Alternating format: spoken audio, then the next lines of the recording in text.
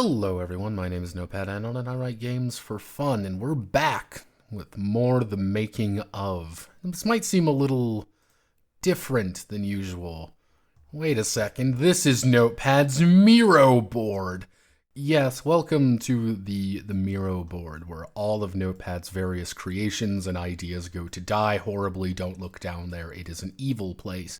But today, we're talking about Astra Dragoon. Now, this video is going to be a little bit different than the previous ones. There's no gameplay, obviously, in the background. You just have me and Miro. Me and the end of the world. And you're also going to hear a lot more audio hiccups than usual. Why are you going to hear more audio hiccups? Because I'm just talking right now. I've got a recording in the background through OBS, and this is a very janky setup, so let's have some fun with it. So, Astra Dragoon is a D100 rollover system. We've talked about how to make a game. We've talked about the basics of core systems. We've talked about pitches. We've talked about a lot of things. But now I think we are going to need to talk about something a little bit more personal. How are we going to make this game? Well, welcome to refining mechanics, probably one of the, if not the most important phase of this entire mess. So what we need to do is we need to take our D100 rollover system right here and we need to make it a little bit more workable. And to do that, we're just going to do some notes. We're just going to sit back, relax, and work, I guess, on things, because that's what we have to do sometimes. So, basic ideas, we have our D100 rollover. Immediately, that is telling me one thing. We're going to need attributes and skills. Why do we need attributes and skills, though? Attributes and skills are going to let us modify that. So if we draw a little line over here, I actually really like Miro, by the way. If we do that, what we're going to be doing is our base modifiers. Anytime we want to do something, we're going to be using one of our attributes and one of our skills. Okay, so that's also telling us something else. Well, we're going to need attributes, which are frequently used. We're also going to need to use our skills, which are specific use. If I can spell. Now, what does this actually mean? This means that attributes and skills are going to be used for different reasons, for different ways of doing things. An attribute may be something like strength. Strength is going to be used, if I can spell again, strength is going to be used quite frequently for things. You can apply strength to a lot of things. However, handstanding is probably not going to be used as often. So that would be a skill contributing to our, in comparison, you could say, to our attributes. Alright, so we've got the basic idea there. But we're also probably going to need to think about how do we want to modify these die. How do we modify things? Now, initially, my initial thought is that we're probably going to have a flip system. What does that mean? That means we're going to be taking our D100. That means we're going to be taking our D100 and actually flipping it when we need to. So if we roll a 32, we can flip it to get a 23. Probably not the best for a rollover system, but the concept remains. So if we're doing that, that's how we're modifying things in that way. How else can we do things? We got our attributes, we've got our skills. What now? Well, this is where things start getting a little bit wonky, where we have to start asking ourselves some big, important questions. What about items? Let's think about things real fast. What do items do? Are items a modifier? Are items a modifier? If I can spell. This is raw. See, are they a modifier? Are they giving us a +2, +3? Are they enablers? What's an enabler mean? All an enabler is saying that this is an ability that lets me do something. This is an action that lets me do something. I have a gun. What does a gun do? A gun doesn't give me a bonus to hit, doesn't give me a bonus to attack rolls. All that it does is let me shoot the gun. Here's a ladder. The ladder doesn't give me any mechanical modifiers, but it does enable me to do something. So are items just going to be enablers? Probably not. And I'm okay with items not strictly being enablers, and we can work with that. So we're probably going to need to assign them some variety of modifications. Okay, that's something to worry about, something to think about all of a sudden. But We've got our basic ideas here, all right, and items and modifiers and such. But now we need to think about something very simple. What's our core system actually going to be working with here? We know the game is D100 rollover. We understand that. But if we want to make something a little bit more concrete, we're probably going to need target numbers. Or do we want target numbers? Because we can also do a couple different things. We have like a margin of success system, maybe? Do we just have to roll over a certain variable? Is it just a set of, is a set TN or something similar to that? You know, set target number. You know, something similar to that. I think we're going to keep this pretty simple, pretty basic, all things considering. So we're going to get rid of that. And what we're going to be doing is we're going to need to find our target numbers for success. What does this actually mean? What this means is that we need to find our target numbers here and we need to make them better. We need to figure out what they actually are. So if I expand this up a little bit, if we assume that the basic roll we're going to be doing is D100 plus modifiers. So roughly speaking, let's kind of work around that. Pretty much an easy would maybe be 50-50 raw, no modifiers, 0 in everything, not default, below default, something be okay, 50. Let's say average is 75 maybe. Let's think about this for a second. So if we want to do average is 50, you know, easy is 50, average is 75, what would hard be? If we go with something pretty, you know, 100, you know, interval-based target numbers aren't a bad thing. 50, 75, 100, 125, usually they're sometimes referred to as linear. Linear things let you gauge things a lot easier. However, as people grow in power, the difficulty does increase technically, but not really at the same time. So maybe this isn't the ideal state of being, unless we do something a little bit creative here. There's a couple of creative things we can do here. So we like this idea. We like the idea of target numbers. And we know we want to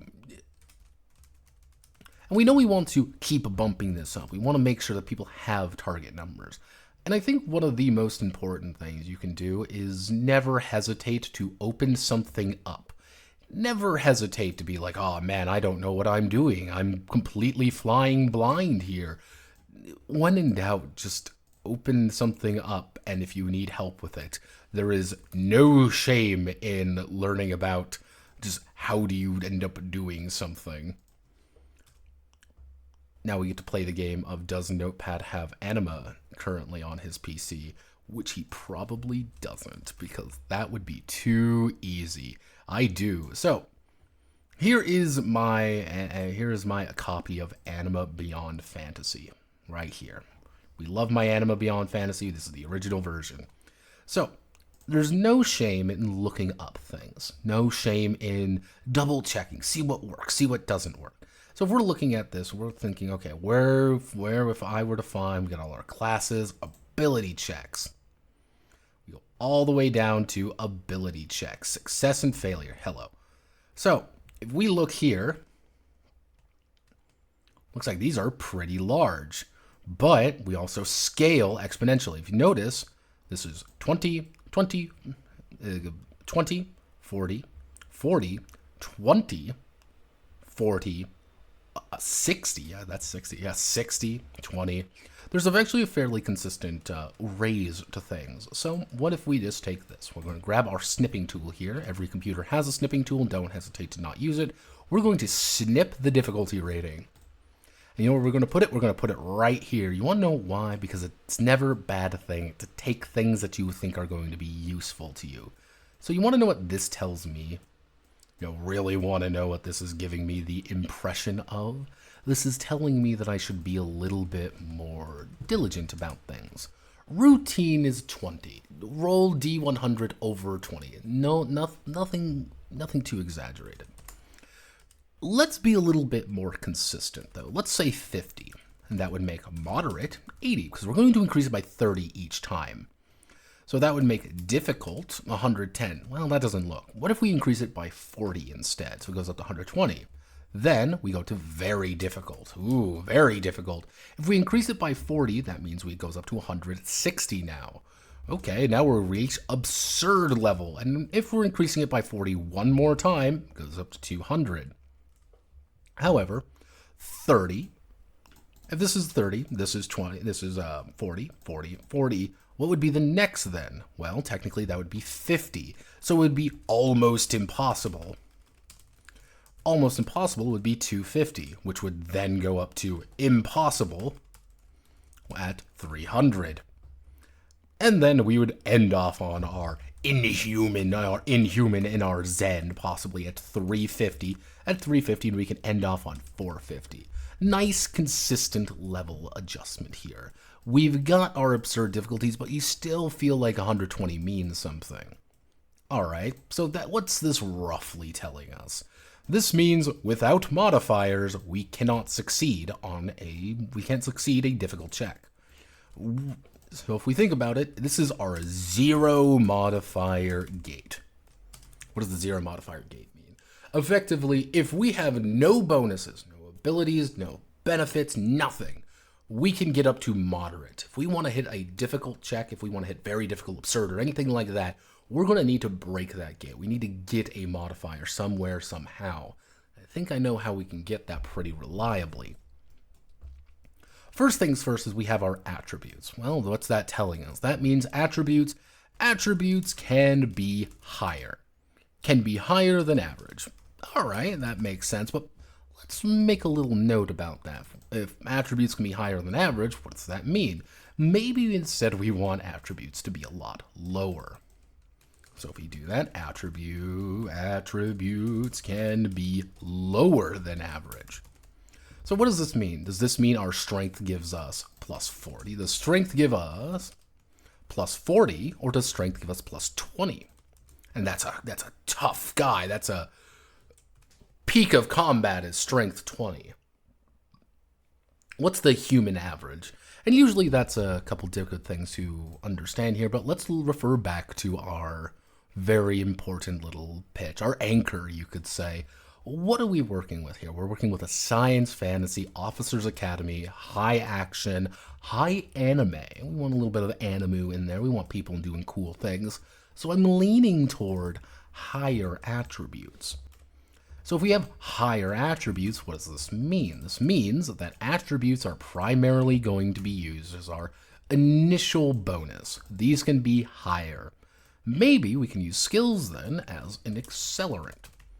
Now, for those who don't know, the term accelerant can mean a couple different things. In this context, what we're using it for is to say a skill makes whatever we're doing just better. So I might have a strength of 20, but my skill gives me an extra 20. My skill gives me an extra bonus. Which, there's a couple things we can actually do here. And this might be something that we need to now think about. Also, Miro will fight you on certain things. Keep an eye out on where things are. So, if we're thinking that skills are an accelerant, well, obviously, skills need to be something a little bit more interesting.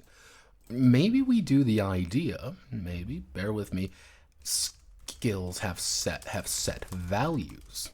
What does this mean? Oh, notepad. What are we doing? Are you being saucy? Are you being a little bit wonky? Well, let me explain here a little bit. So let's say I have a skill. We'll call it pole vaulting, because we all love pole vaulting. Now, my pole vaulting skill can be either, let's say, novice. Actually, let's say none. We have no skill in it. What does none give us? Well, obviously, that's a +0. Pretty bad. We might even want to give it a penalty, because if you don't have a skill. But let's assume it's 0 right now, because 0 is going to let us do some things. So, we grab this. That would be, let's say, a novice. Let's say you get a flat 20 bonus. Well, actually, no, let's be a little bit weird. Let's say 15. You want to know why? Because 15 is a weird little odd number. Because when we're working with D100 systems, any kind of modifier that uses that ones place is actually pretty good. The tens place is reliable. That ones place is going to be the thing that people are really keeping an eye out for. If you need to roll under a 76, for example, people aren't going to be really looking at the tens place, because that's either going to be a yes or a no. They're looking for that 7 and whether that rolls a 9 or a 2. Because that's going to really define things. But so, a little bonus. Just a little bitty bonus. But let's say we're a novice in something. Let's say the hardest part about any kind of game design, this is going to be one of those raw game design moments. The hardest part about any of these is coming up with names. So we're going to come up with terrible names and hope for the best. Let's say we're skilled. Yes, skilled in a skill. Don't think about it too hard. And let's think, let's say 5 steps, okay? 5 nice steps, not including none. Maybe include none? No, there's a reason. No, we can, wait a second. I'm thinking thoughts, everybody. This is dangerous territory. So, skilled, let's say, expert, that would lead us to master, right? Yes, and what would be our final one? A legend? Legend for a plus 75 right off the bat. This is kind of what I mean by a set system. Is our pole vaulting one of these things? Are you a novice pole vaulter? That's a plus 15. Are you an expert pole vaulter? That's a plus 45. All right, easy enough. The other option here, if we grab pole vaulting, we're going to put this down here. Our other option is a variable skill system. Now, our variable skill system is we can do a couple different things with this. Well, option 1 we can do as it is skills as derived. Now, skills as derived, if I can spell correctly, skills as derived are effectively saying, hey, my pole vaulting skill is actually my agility plus strength plus finesse. I don't have our attributes yet, I'm winging it. And that's the average of those 3. And that's technically our pole vaulting skill bonus. Anytime we are attempting pole vaulting, we get this bonus. We might have to do something like open it first, though. A little bit of Harn, if you ever have heard of that game before. Harn has the system where you have to open a skill to start actively using and improving it. You don't have that skill, you aren't getting really anything of value there. So that's one way of doing it. Others is maybe most skills are open by default. All skills available, just improve gradually. So the entire idea is you lock in your initial skills and they are improving gradually over time. Maybe not. We don't even know how many skills we have yet. We're just purely working on refining a system now. Now, other option here is skills are randomized or something similar to that. When you open a skill, when you have this skill, you're going to roll a die. Roll a die and hope for the best. You might be saying, hey, I'm going to roll a 3, I'm going to roll my 2d10 and that's my opening skill. Yep, I've got 2 to 20 and that's my skill. Maybe not perfect, maybe not exactly what we're working for here, but let's think about some other skills that we can really open up. Maybe we want them to be purely, if we do more variable skills, if we're working here, we could do the D2000 method. I'm joking, but generally speaking, I should talk about it. Hello, dice. The D2000 method is that every skill technically has a default rating, and that default rating improves gradually on its own. Do we want to have that? Maybe, maybe not. But let's think about things real fast. Let's zoom out. Don't forget to always zoom out. High action, high anime. Do we want a lot of bookkeeping? Right here. You know what that tells me? It says we don't want a lot of bookkeeping. Bookkeeping should be minimal. That's what that's telling me, because that's just the little thing that you have to really be looking for. Look at things and say, hey, my pitch doesn't need this. This pitch doesn't need it. It needs something fast. It needs something simple. It needs something to the point. So I think we're going to go with this little idea when it comes to skills. So skills have set values. I'm going to set these off to the side. I'm going to make sure that we connect it over here. Actually, if I want to be really specific, here's a little tip and trick for all of you kids at home. You can open up a frame. I can say, whoop, you can put a frame there. I could put these inside of the frame, They want to line up right. They never do want to line up right. And rest assured, that is not you going insane. Miro does fight you. And now suddenly you kind of see these are all grouped together nicely. We're going to rename that frame to skill levels. I sometimes use frames, I sometimes don't. Kind of depends on how I'm feeling. But we now have that. We have our skill levels here. And we understand how skills function all of a sudden. Ooh, how interesting. How daring, one might even say. So if we know how skills work, we know how to augment things. We know attributes are going to be a bit higher, and we know skills can develop a little bit slower. So maybe we need to make attributes a little bit more randomized. Now, you may be wondering, why am I saying attributes should be more randomized? Well, skills are set. They're very variable, and they're at 5 set intervals. But if we make attributes a little bit more chaotic, if we roll them and so you can have a 27 or a 26, suddenly, hey, we can improve those also very gradually as well. Because what we can do, we can inform this, we look over here, attributes can be modified gradually via play. And suddenly we have something pretty interesting in bound. Just asking a simple question. How do we modify our D100 rule? And we've already gone through this. Well, we know what attributes, what we want them to look like. We know they have to be higher than average, but they are randomized. Maybe we can actually play off another note. Maybe our sci fantasy races have different random variables. Oh my.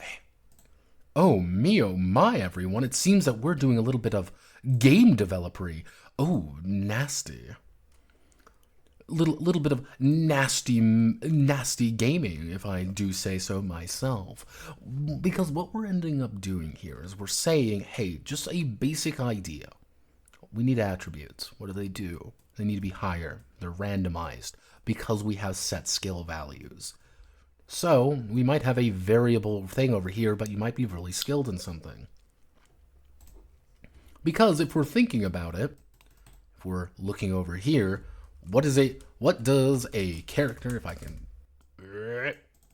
what does a character who has low aptitude but high skill mean? What does that mean? Well, it means that you're not really fit for this. You are the wrong person for this. However, you put in the time, you've put in the effort. You may be a little tiny elf woman who can barely hold a sword. However, you're really damn good with it. You are phenomenal with it. On the other hand, if we flip around these words a little bit, what is someone with very high aptitude versus very low skill at something? You're naturally pretty good at it. You have literally no nuance, though.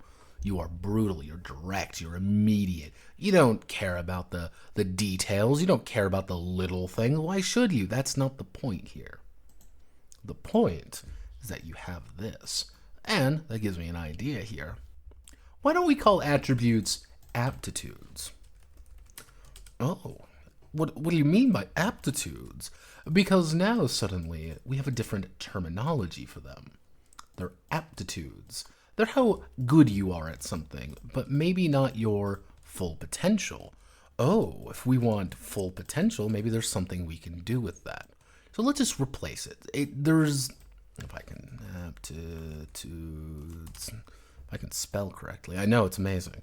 This is called raw and unfiltered, so we put. Now, what does an aptitude tell us? Maybe there are natural limits. Maybe characters have natural limits. Now, wouldn't that be pretty interesting if a character could, I don't know, maybe in this sci-fi anime fantasy world, break your limits? Maybe that's a mechanic. Oh my, we're deving. So that's informing something there. We can break our limits. Maybe that's a bigger thing that we can use elsewhere. But let's go back. Let's roll it back. We got a nice little thing going on here already. I'm having fun. Hopefully you're having fun too while listening to me rant into the void a little bit here. So, modifying things. Flip system. How do we flip? I think that's a secret question. How do we flip? How do we flip? But I think we can also add in a very reliable system here. I think we should add in criticals. Why do I think criticals are fun? I think criticals are really fun because they say, hey, you did something good. Chaos is interesting. The chaos factor in any game is very vital to how things go.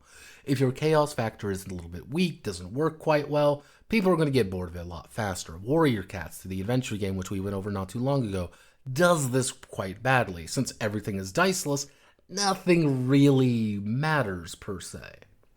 And that's a problem. Nothing matters. So it's like, everything's already determined for you. However, if our chaos factor is too chaotic, then we're never guaranteed to do anything. But criticals add a nice little flavor to things. But how do we want to do criticals? Well, we can do, let's think. Well, I'll leave it all up to you here a little bit. We've been going on a little while. I'm looking at here. We've hit 25 minutes already, and I still have to edit this audio, so it's going to be great. That's a future Notepad That's a future Notepad problem. Future Notepad does all these problems. He does. So, if we're going under the idea of a critical hit, if we say that's a dubs, so a 66, 77, 88, something similar to that, effectively that's giving us a 10% chance across the board, especially if we're considering things like 11, 0, and 100. But what does a critical hit do? Probably gives us a better thing. Alternatively, we can do critical hits over, we can do a threshold critical hit. What does a threshold critical hit do? Well, a threshold critical hit is at X amount, we do Y. So at 20 over the target number is a crit. 40 over the target number is a crit. That's a threshold. You have done something better. If we go with a threshold critical hit system, we can actually do a little bit of a scaling threshold system. Well, if you're 20 over, that's just a basic critical. However, if you're 40 over, that's an advanced critical. If that's a 60 plus 60 over, so on and so forth. But you want to know what? I like this mechanic though, but I don't think it needs to be a critical mechanic. So let's remove that and we put it down here. Because we can do things with this away from others. Don't hesitate to take ideas and apply them elsewhere, because it's fun. I like the idea of critical hit dubs. You want to know why I like critical hit dubs? Because it gives people something fun to look at in the D100, as well as make the 10s place and the 1s place in the D100 feel a lot more meaningful. We're not worrying as much about 65 or 32 or whatever, but 33, oh my, that sounds really nice. But let's think about it. What does that critical hit do? Maybe we want to do something a bit more exciting with it. Maybe we want to say, well, since it's not a strict way of doing it, maybe we want critical hits to, maybe critical hits explode the die. That's one option. We can also do something along the idea of critical hits. Hits inform the condition of the check. What does that actually mean? Effectively, do you succeed and you rolled a critical? Great, critical success. Everyone loves you. Did you roll a critical? Did you fail that check even though you rolled critical dubs? Yeah, that's going to go really badly for you. Both kind of have a validity to it. But maybe we want to have an exploding dice roll somewhere else. So I'm leaning toward this. But where would we put this exploding die system in? Well, there's got to be some place we can put it in. So what we're going to do is we're going to put this over here, and I'm going to label this as red. You want to know why it's going to be red? Because now I know to look here. Well, something there's there. How do we explode our dice? Why? Because exploding dice are fun. So, I like the idea of this threshold. Maybe we can do a threshold quality system. How good is our roll? All right. If we exceed by certain amounts, we get a better result of things. Better concepts. I like that idea. I think that's a pretty interesting idea because it rewards people making checks that they would be normally not really wanting to because they already have a really high skill here, but are you succeeding well, or are you succeeding just the basics? Maybe you're advanced, maybe you're really good. And that's also playing into our fantasy here a little bit. High action, high anime. It's not a question of how good are we, it's a question of how much better are we than other people, how cool we are. And it's nice and simple as well. So we've got this threshold quality system. Let's draw a line to it, because drawing lines are good. So we have our threshold quality system. How do we flip our die? We need to find a way to flip our dice now. Well, because I'm going to inevitably have to talk about it, we may as well talk about it here, in which we can say, let's add a meta currency.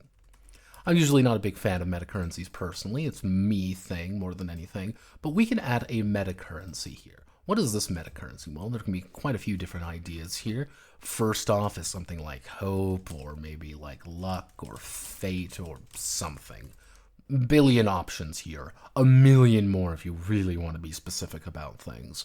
But that's what we're working with. Maybe we can also tie it to the exploding the die system. Maybe this meta currency does more than we think it does. So, okay, we've got this system, exploding die. So how do we flip the results of our die? Okay, cool. How do we modify our results? How do we get our skills? How do we get all of these things? And how do we exceed a very important possible line that we can use later on to inform things? High action, high anime, with a very distinct break your limits theme. Theming is always important in games. I think people really undersell the value of theming a product correctly. Because if you theme a product correctly, what you're going to do is you're going to let people say, I like this thing. This is thematically consistent. Items give me bonuses because I have a cooler item than you. Hey, my aptitudes are there. It's how apt I am at doing something. I have my natural limits that I can break because I'm just that good. I'm not a skilled at something. I'm an expert at it. I'm a master at it. I'm the this, I'm that. I am the best at what I do because I am a cool anime character doing cool anime character things. And that is interesting.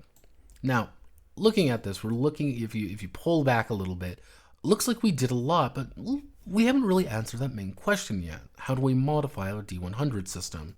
Well, hopefully this explains some of it, because a lot of that question is going to be informing this.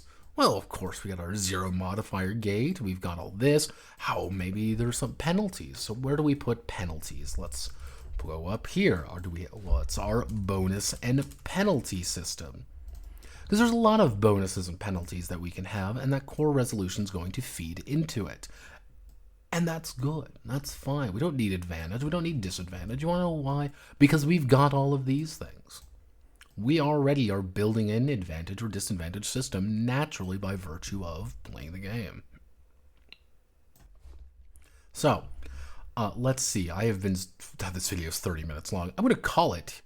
Hopefully you all had a good time looking at this video. Just a process. I think that's an important thing to do every now and again.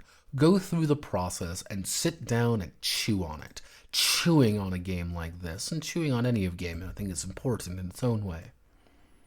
You have to look at things from a broader perspective. You can't look at things from just hyper-focusing on one part, because eventually you'll miss the forest through the trees. You won't see that they play into attributes, which play into skills, which play into aptitudes now.